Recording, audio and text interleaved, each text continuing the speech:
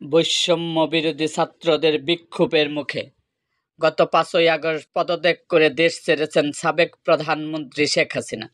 সরকার পতনের পর সারা দেশে বিভিন্ন জায়গায় 14 দলের অন্যতম শরিক জাতীয় সমাজতান্ত্রিক দলের জাসদ সভাপতি ও সাবেক মন্ত্রী হাসানুল হক ইনুর বিরুদ্ধে একাধিক মামলা হয়েছে। সোমবার 26 আগস্ট রাজধানীর নিউ মার্কেট থানায় একটি মামলায় তাকে গ্রেপ্তার করা হয়েছে।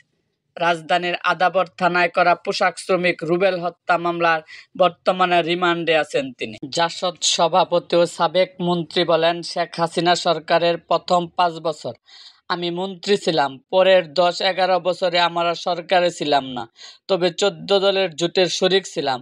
জোটের শরিক হিসাবে আমরা শেখ হাসিনাকে অনেক পরামর্শ দিয়েছি, ছাত্রদের দাবি মেনে নিতে বলেছি। হাসানুল হক ইনু বলেন, যেসব পুলিশ সদস্য ছাত্রদের উপর গুলি চালিয়েছেন তাদের বিরুদ্ধে ব্যবস্থা নিতে বলেছি। টাকা পাচারকারীদের ধরতে বলেছিলাম। উনি চীন সফরে যাওয়ার আগেও বেশ কিছু পরামর্শ দিয়েছিলাম, আমাদের কোনো পরামর্শই তিনি কানে নেননি।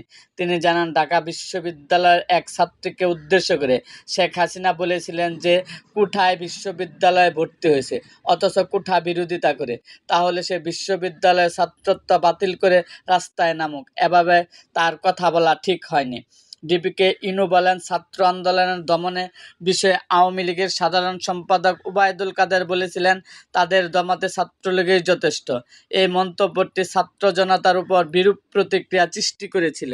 উল্লেখ্য, হাসানুল হক ইনু 2014 থেকে 2019 মেয়াদে আওয়ামী লীগ নেতৃত্বাধীন সরকারের তথ্যমন্ত্রীর দায়িত্ব পালন করেন। সর্বশেষ দ্বাদশ সংসদ নির্বাচনে আওয়ামী লীগের প্রতীক নৌকা নিয়ে নির্বাচন করেও হেরে যান।